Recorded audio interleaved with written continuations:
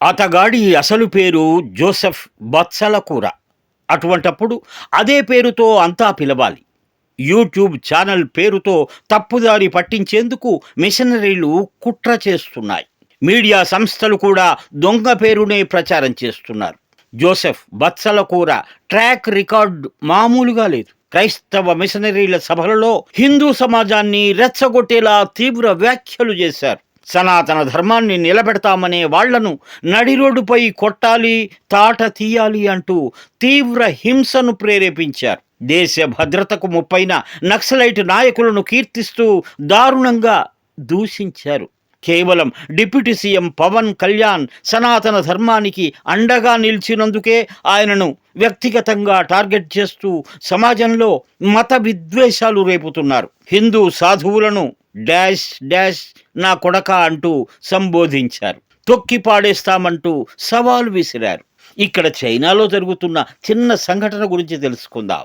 అక్కడ మత మార్పిడీలు చేస్తున్న పాస్టర్ను 8 నెలల పాటు జైలులో పెట్టారు. మరి ఆ విషయంలో నోరు విప్పని కమ్యూనిస్టులు, మేధావులు ఇప్పుడు జోసెఫ్పై చట్ట ప్రకారం కేసులు పెడితే గుండెలు బాధేసుకుంటున్నారు. పొరుగు రాష్ట్రం తమిళనాడులో ఇదే తరహాలో ఒక డిఎంకే ఎమ్మెల్యేపై కేసు పెడితే ఇదే శక్తులు సైలెంట్గా ఉండిపోయాయి.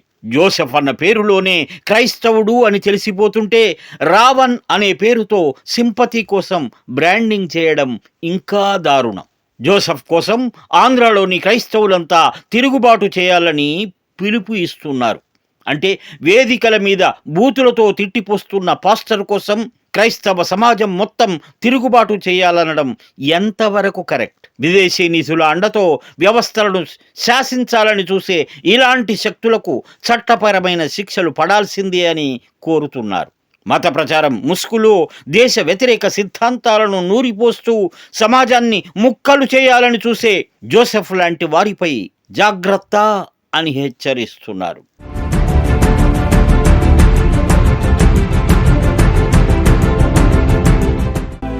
Mind Media, the voice of India.